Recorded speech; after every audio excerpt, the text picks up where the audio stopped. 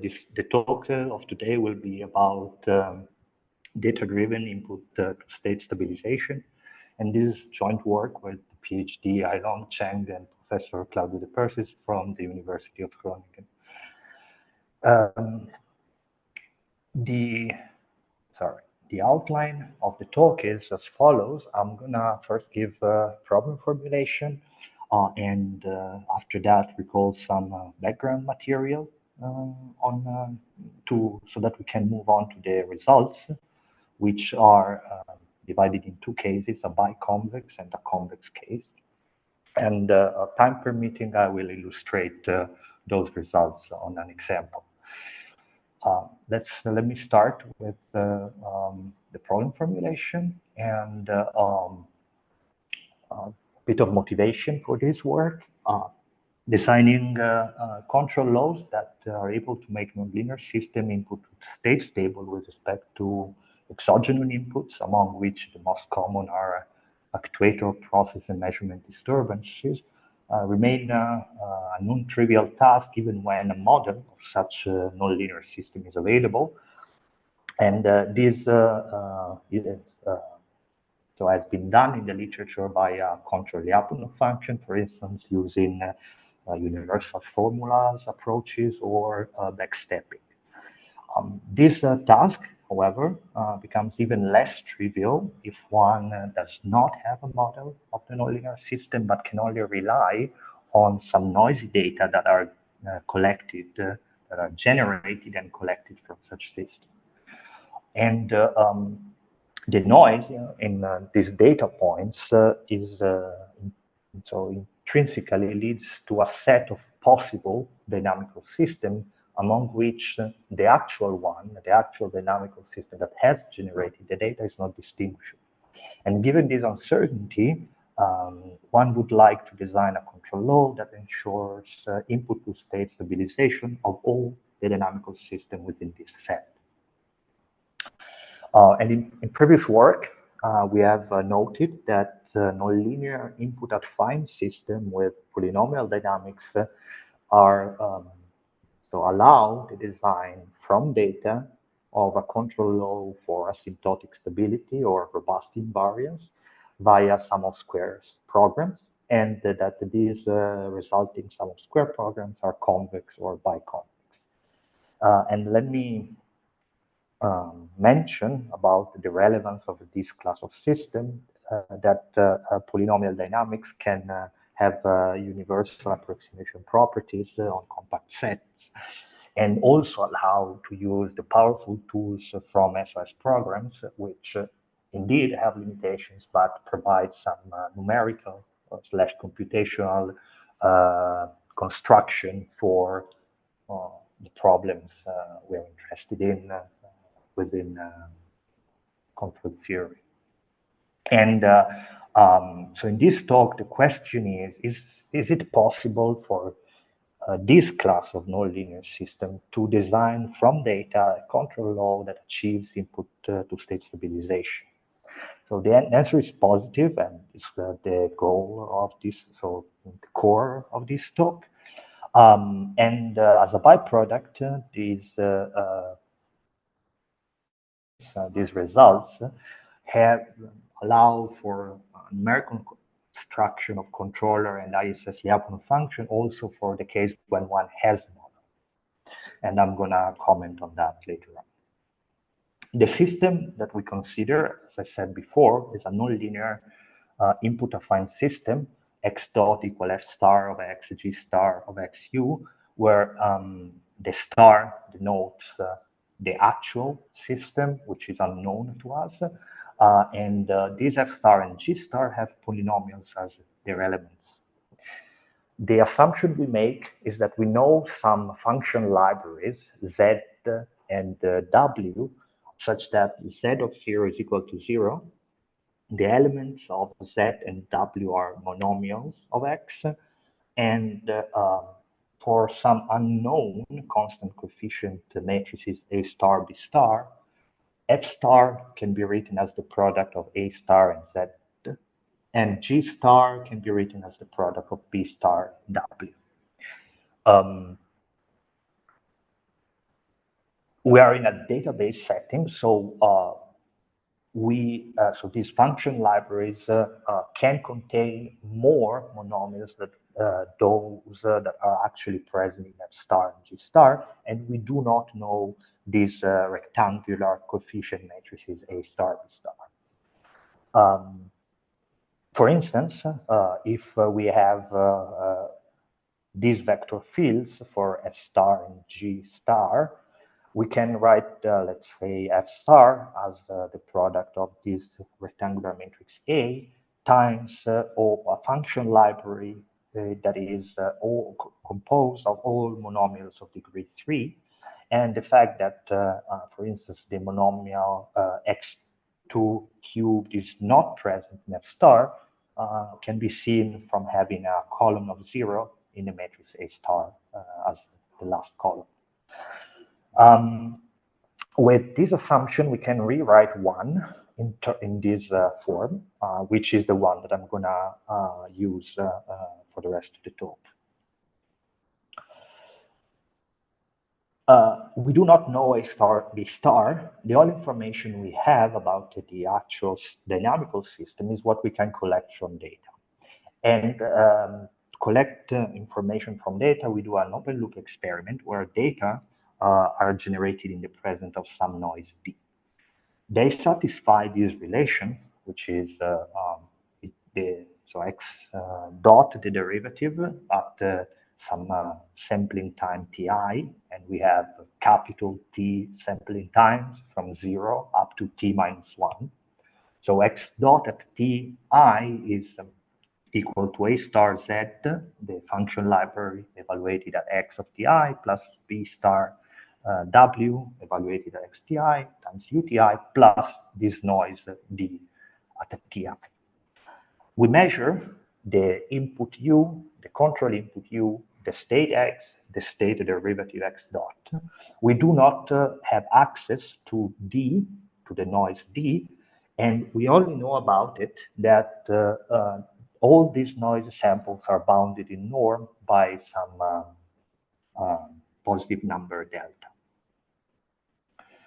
And we assume to measure X dot for simplicity, but so this assumption is, let me give a bit of how one could work around that. So one could recover X dot by doing some denser sampling of the state and using some numerical scheme to a numerical approximation scheme. And this would lead to an estimation of the first derivative of the state with some error that we account for through this noise term D, which we don't know, but of which we know about the delta. And of course, and actually, there are other approaches that do not require X dot at all, but would allow the same subsequent treatment.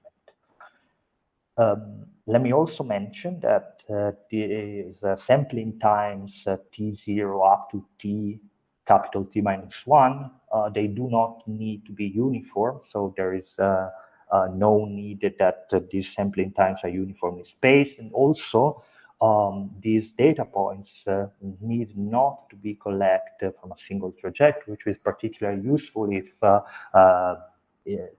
so we do an open loop experiment on a dynamical system that exhibits divergent trajectories.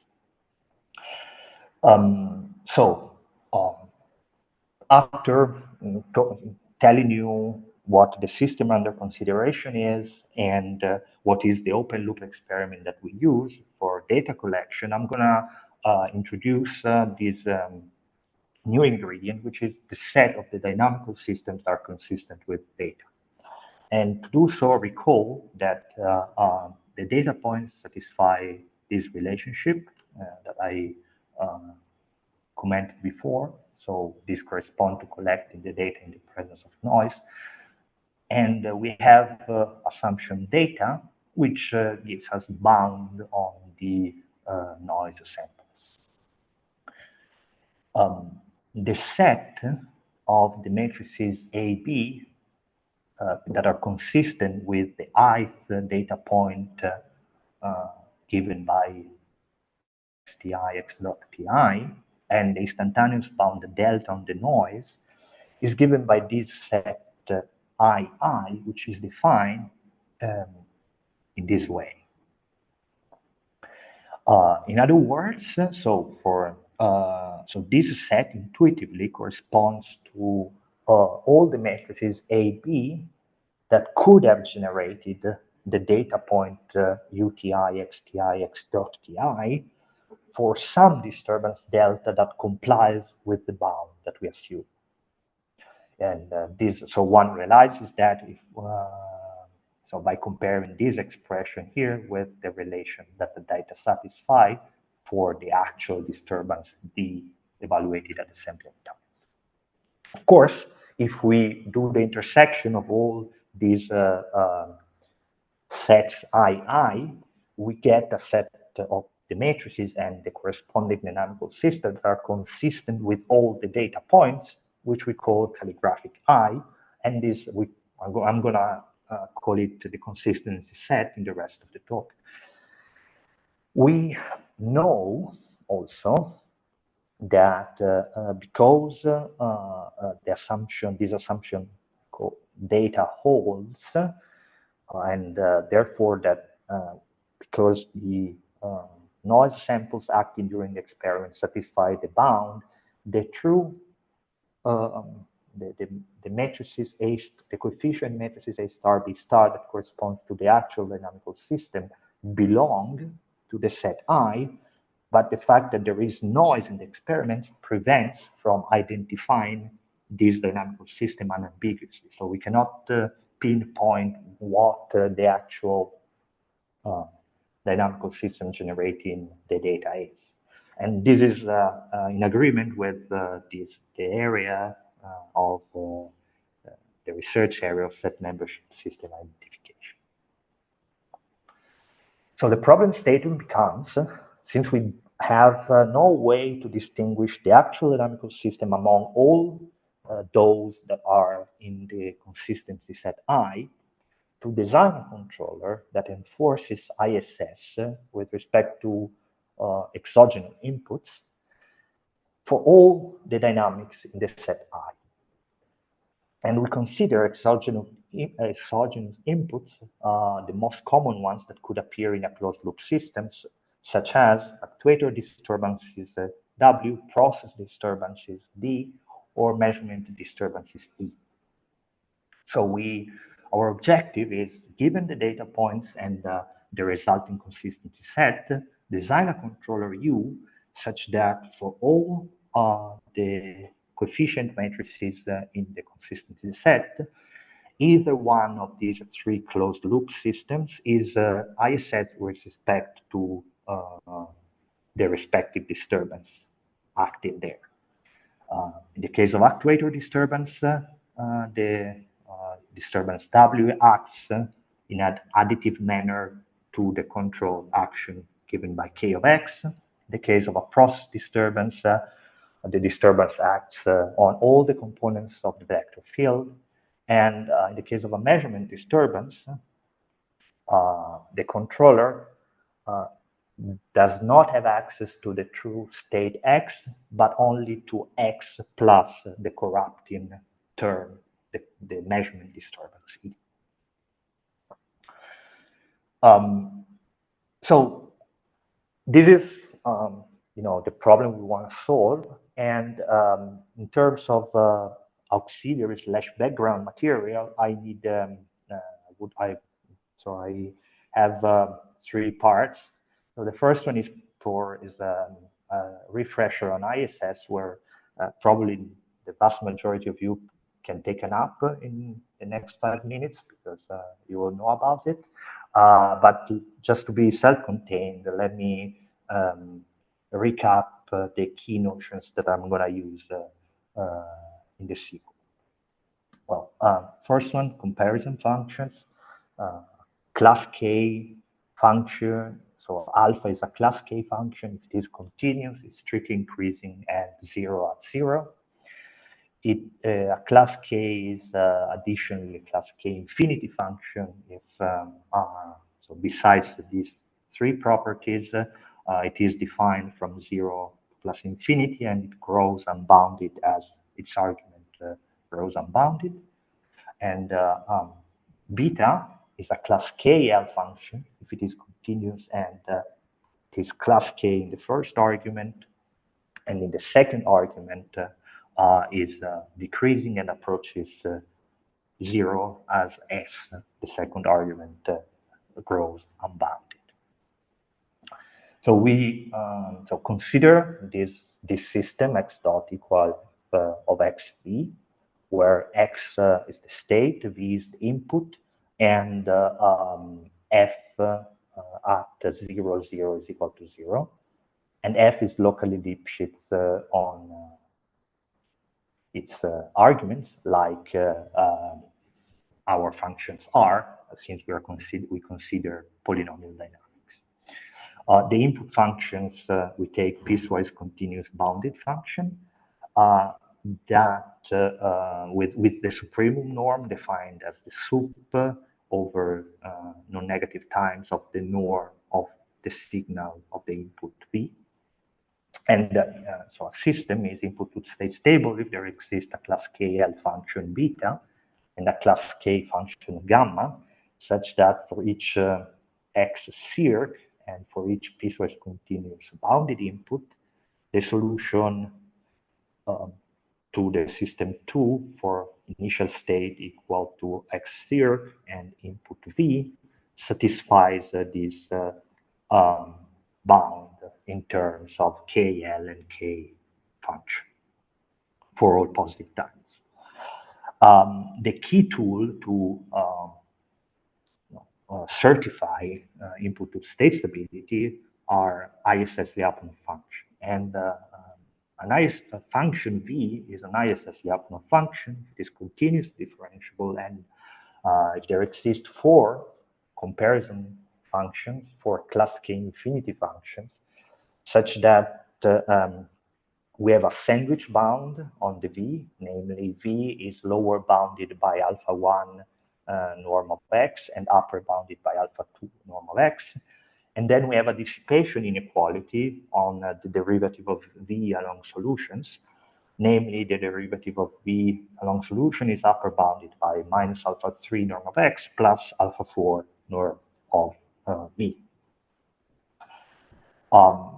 And the key fact that was proven by Sontag and Wang is that a system is input to state stable if and only if there exists an ISS-Lyapunov function. As usual, when you consider the direction input to state ability implies the existence of an ISS-Lyapunov function, more general, when you consider this type of converse result in a linear system, the existence of a Lyapunov function is guaranteed, but but this Lyapunov function is typically based on solutions of the system. It's constructed based on solution of the system. Here, what we want to do is to to provide conditions that numerically allow to find an ISS-Lyapunov function for a specific class of system, which is those with polynomial dynamics. And based on this recap on ISS, I can restate or can reformulate our problem statement. And so our goal is, given the data points and the resulting consistency set, I would like to design a controller, an ISS-Lyapunov function, and these four class K infinity function alpha 1 to alpha 4, such that the sandwich bound on the ISS-Lyapunov function holds, and either one of the three dissipation inequality holds, depending on which of these three disturbances I'm considering. In other words, I want to design a feedback controller that enforces ISS with respect to actuator, process, or measurement disturbances for all the dynamical systems that are in the consistency set by finding a common ISS-Lyapunov function from the data that I have. So let me then go to the second building block, second auxiliary material I need, for which is sum of squares polynomials. And so just let me start with two definitions. So S is an SOS polynomial if there exists polynomials P1 to Pns such that S can be written as the sum of this polynomial squared. Big S is an SOS polynomial matrix if there exist square polynomial matrices P1 up to Pns, such that S of x can be written as the sum of Pi of x transpose Pi of x. And of course, so it's immediate to notice that if polynomial is sum of square, then it is non-negative. And if a big matrix, polynomial matrix, big S is sum of squares polynomial matrix, then it is positive semi-definite.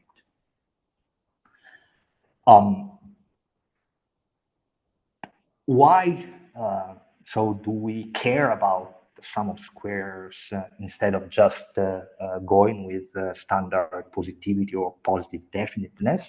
Is that because so establishing if a given polynomial is sum of squares can be done by solving a convex optimization problem, and in particular by finding a solution to a linear matrix inequality, which is computationally appealing since it is a convex program. And just to bring all of you up to speed, the typical application in so of sum of squares is the following. So consider an autonomous system x dot equal f of x, where f of 0 is equal to 0, so there is an equilibrium in 0. And the classical Lyapunov theorem for global asymptotic stability asks, so tells that the origin, the equilibrium at the origin is globally asymptotically stable if there exists a Lyapunov function v that is a positive definite, namely 0 at 0 and positive elsewhere, and radially unbounded, which corresponds to the condition in red, and that the opposite of the derivative of v along solution is greater than 0 for all x different than 0. Well, it turns out that if f and v are polynomials, one can ask instead that so one can look instead for a small scalar epsilon greater than 0 and two SOS polynomial S1, S2, such that these two conditions hold. And it's immediate to see that if the condition below holds, then also the condition above holds. Because sum of squares implies positive, non-negativity. And of course, these these two conditions below are more stronger than the condition above. So it is so they are. So it's a well-known fact that there are polynomials that are positive everywhere, but are not the sum of squares. But on the other hand, the key advantage of the conditions below that involve sum of square programs is that the search of the Lyapunov function and reduces to solving a linear matrix inequality in epsilon, the coefficients of the Lyapunov function and the coefficients of these two sum of squares polynomials S1 and S2. And this is so the same approach that we are gonna take here.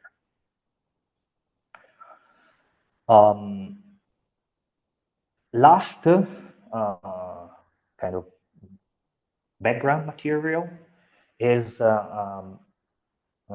I want to give before I move on to the results is providing some tractable ellipsoidal overapproximation of the consistency that I introduced before. So recall this, the set I was defined as the intersection over all data points of this set here. So the matrices A, B that could have generated the data point I while complying with the disturbance bound. And so for each data point, we define some auxiliary matrices, Ti, Si, Ri, and we find two matrices R bar and S bar through an auxiliary LMIs. So these auxiliary LMIs, sorry, so it's, the details are not so important, but let me give some interpretation about it. For the R bar and S bar that are obtained when the auxiliary LMI is feasible, one gets a set I bar that is a matrix ellipsoid. So matrix ellipsoid because it's quadratic in the variable zeta, and R bar is by construction positive definite.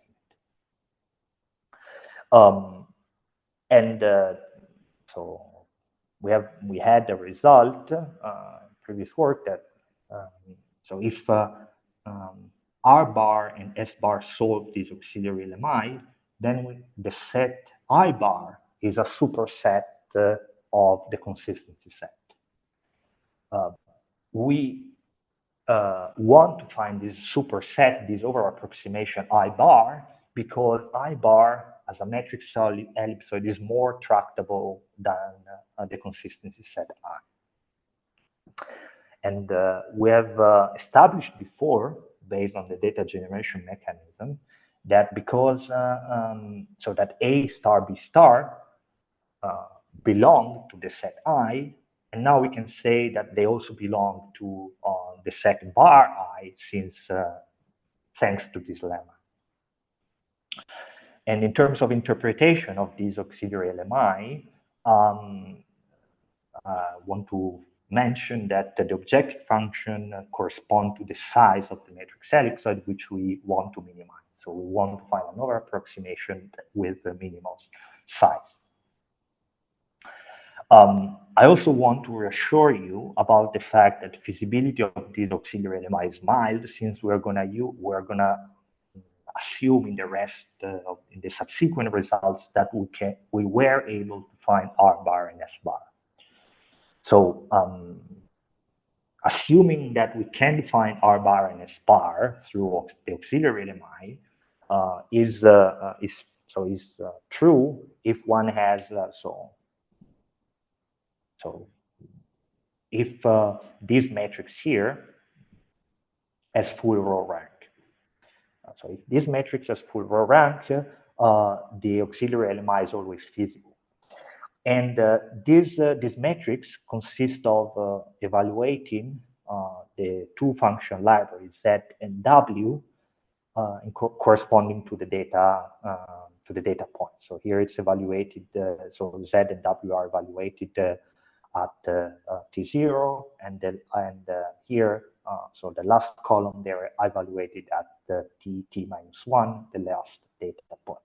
So this suggests that if in case the matrix were not full row rank, we have a simple way to try and make it full row rank by simply adding more data points, because we would be adding columns to the matrix while keeping the same number of rows, and thereby we would increase the chance that the matrix becomes full row rank, and then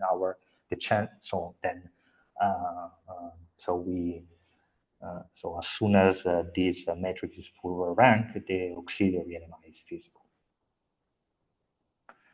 Right. I'm gonna use a slightly different form for this bar I set in the results. The results I'm gonna use, so I'm gonna rewrite, it's possible to rewrite equivalently this set I, so all the matrices in I bar, can be written in this way by essentially a linear transformation of actually an affine transformation of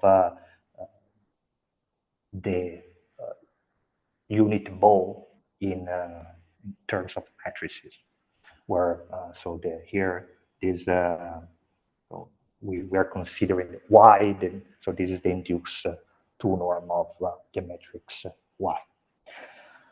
So in this ellipsoidal overapproximation is indeed an extension of the classical vector ellipsoids. Right. So with this done, we are ready to tackle the results. And I'm going to first handle this what I call biconvex case, and in a moment it will be clear to you why I call it biconvex case. So we have our data points, and we operate under the assumption lib, so having the library of functions, the assumption data, knowing a bound on the noise acting during the data collection experiment. And we assume, as I said before, that we could find these matrices zeta bar, q bar, and r bar through the auxiliary LMI. So z bar, q bar, and r bar depend only on data. So they are, based on the data, we can, and based only on the data, we can find. We have, so this first result which deals with ISS stabilization from data with respect to an actuator disturbance W. So here we are setting up a number of conditions, and the variables in blue are can be thought as decision variable of what we will construct to be an SOS program. So we have a scalar mu, a polynomial vector k, that will be our controller. We have four polynomials alpha 1, alpha 4, that will be our class k infinity function. Polynomial v, that will be the ISS depth function, a multiplier lambda, and some SOS polynomials, S alpha 1, S alpha 2, S lambda, and an SOS polynomial matrix S delta, such that 3 condition holds, and let's go through them one by one. So the first condition asks that these polynomials alpha 1 to alpha 4 can be written as even powers of R, and multiplied by some coefficients Cik, and these coefficients are all non-negative and sum to a strictly positive number. So this ensures that alpha 1, alpha 2, alpha 3, and alpha 4 are class K infinity functions and are actually polynomials in the components of the state or of the actuator disturbance. For instance, so take alpha 4 of the norm of V, substitute norm of V, plug norm of V. The fact that we had even powers cancels the square root of the norm, and we get a polynomial in the components of W. The positive integers n1 and 4 are design parameters that so it's part of the designer choice. The second condition we have is a condition on the polynomial v, which is going to play the role of the Lyapunov function and the multiplier lambda. And because of what we saw about sum of squares and what we observed about sum of squares, the first 2 conditions imply that phi of x minus alpha 1 norm of x is greater or equal than 0, and that alpha 2 norm of x minus phi of x is greater or equal than 0. So essentially, the first 2 conditions give the sandwich bounds on the ISS Lyapunov function, and the third condition ensures that the multiplier lambda is positive. The third condition, which is probably the most important one, is so enforces a dissipation inequality to hold for all the dynamical systems that are in this overapproximation set I bar that I've talked about before, which is an overapproximation of the consistency set A. And you see that so this condition that asks the matrix on the left to be a sum of square polynomial matrix, data appear. So the red quantities are directly related to data, and then the blue, the decision variable, and the blue variables also appear. I, by the way, is the identity matrix, as you may have guessed. Given these three conditions, we indeed ensure that that all polynomial systems that are in the set I bar are ISS with respect to the Twitter disturbance W, and thus also the actual system given by A star B star.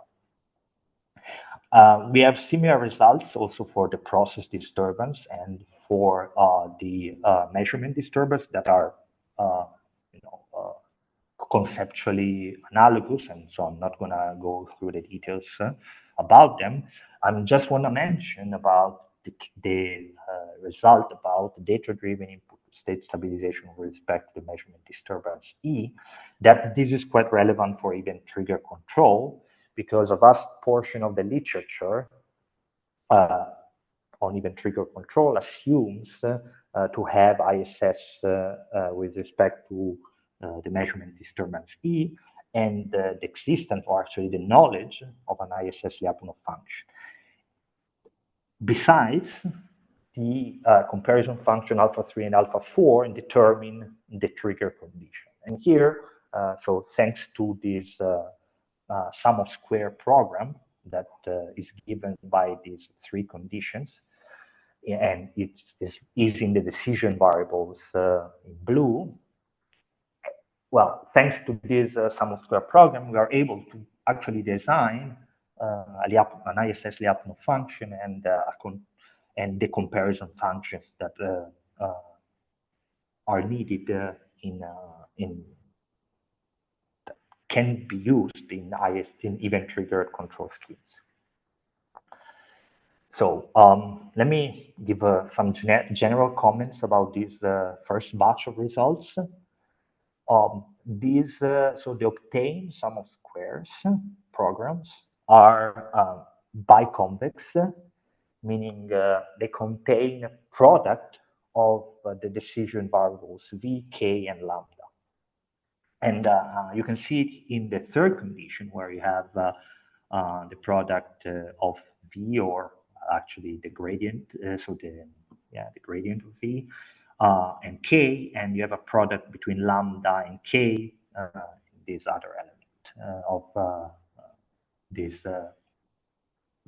matrix, this polynomial matrix. This means, well, so this is a scenario that occurs, so that is well known and occurs also in a model-based setting when one wants to do control design, meaning wants to not just certify the property through a Lyapunov function, but also design a controller so that the dynamical property holds.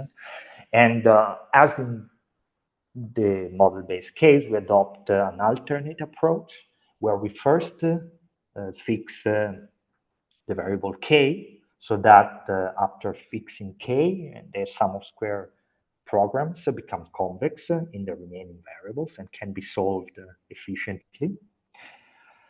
And with the solution, in particular with the v and lambda that are found, we fix them, and we solve the SOS program with respect to the remaining variables, among which the controller k, which, so again, in this way, also in the second step, the SOS program is convex. And this can be repeated if one wants to achieve better numerical properties by doing a couple of iterations. It becomes important then in these in this type of schemes to have a good initial guess for either the controller k or the Lyapunov function and the multiplier. So let me move on to let me try to address this non-convexity in the next set of results. And we would like to circumvent it, and in particular, we would like to avoid the need of having an initial guess. And construct some SOS programs that are convex in the controller and the ISS Lyapunov function. And to do so, so in the literature, authors before us have provided, for the case of the global asymptotic stabilization, a specific parameterization of controller and ISS Lyapunov function that we use here as well.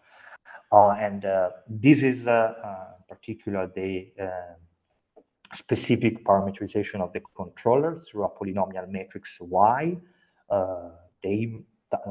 times the inverse of a positive definite matrix times LED, the library function, and this is the parameterization, the specific parameterization of the ISS Lyapunov function corresponding to the ISS Lyapunov function through the library function and the positive definite matrix P. Actually, Z,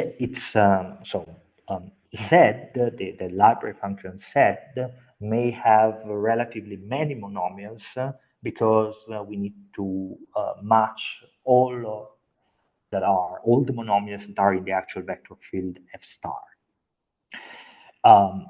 Whereas it might be counterproductive to have all these monomials also in the parameterization of the controller and the ISS Lyapunov function, and therefore we use a polynomial vector Z hat with fewer components than Z, and parameterize controller and ISS Lyapunov function through Z hat instead of Z. So this is effectively the choice of controller and ISS Lyapunov function, rather than the one above. So this new function library Z hat needs to satisfy an assumption, which is the following. So there exists this polynomial vector Z hat and the polynomial matrix H, such that Z hat is 0 if and only X is 0. Z, the previous, so the library function that we have spoken about so far, can be written as the product of some matrix H and Z hat, and the norm of Z hat is already unbounded. So some observations: we can recover Z equal to Z hat if we set H equal to the identity.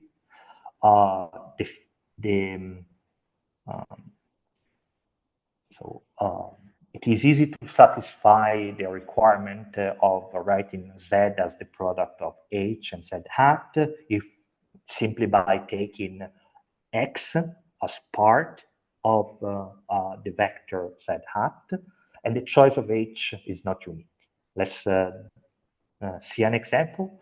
So the previous Z hat was a vector of all monomials of degree 3, which can be written if we take z hat equal to x as so in this way.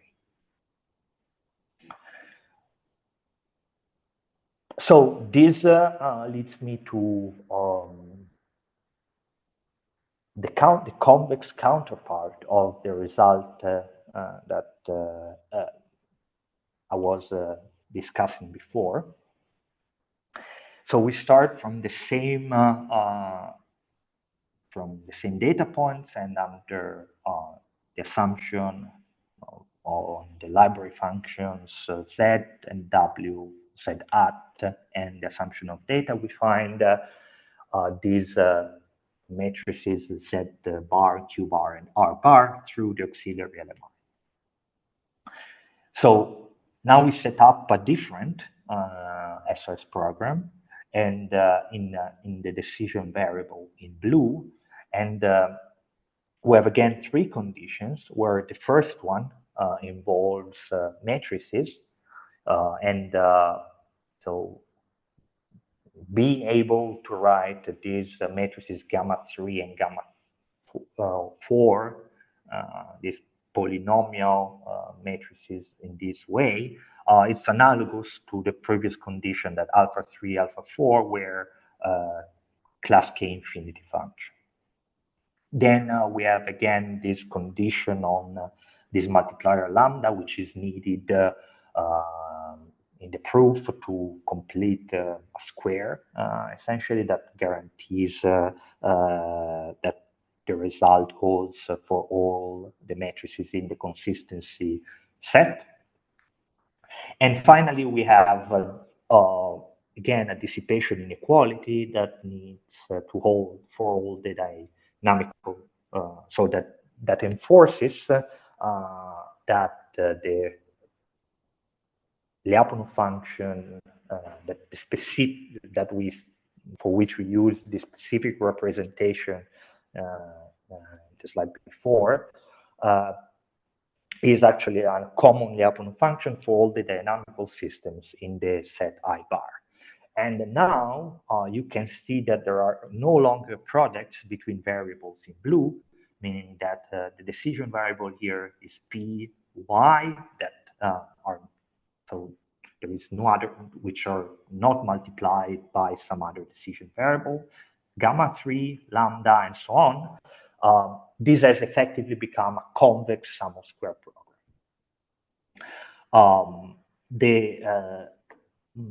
So the conclusion of this, so if we are able to solve this sum of squares program, then the closed loop system, where the controller is taken with this form, so the y that has been returned by the sum of square program, the p that has been returned by the sum of square program, of which we take the inverse and we then multiply by the library function z hat.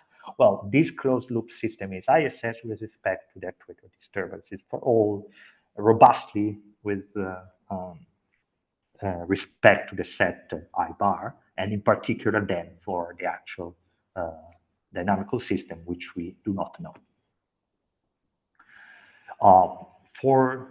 So same machinery can be applied for ISS stabilization with respect to the process disturbance D. So we have considered before, we are looking at the actuator disturbance W. Same can be done for the process disturbance D.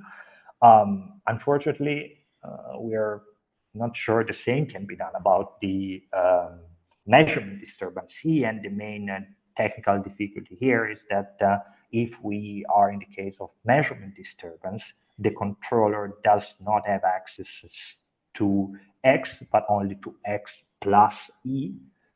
X, so what we measure is not the actual state, and this prevents us from collecting z hat to the right in the closed loops, the expression of the closed of the vector field of the closed loop system, which made the previous two results work. This leads me also to what I promised as a sort of corollary for the model-based case. So all the theorems, the one that I presented and the one I skipped over, but because they were very analogous to those I presented. So those were database conditions for input to state stabilization. And so it is immediate to specialize these results to a model-based setting in the case one knew the matrices A star, B star of the actual system.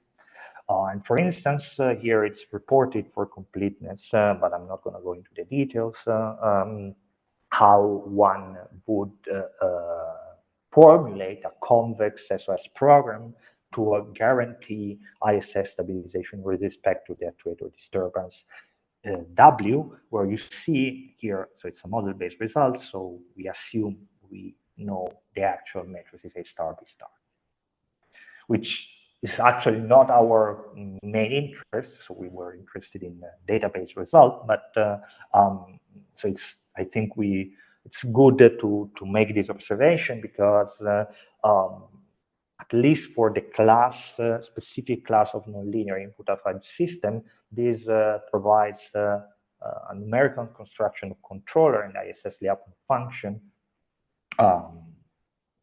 that is, potentially conservative because it relies on ISS, on sum of squares, but still a numerical construction.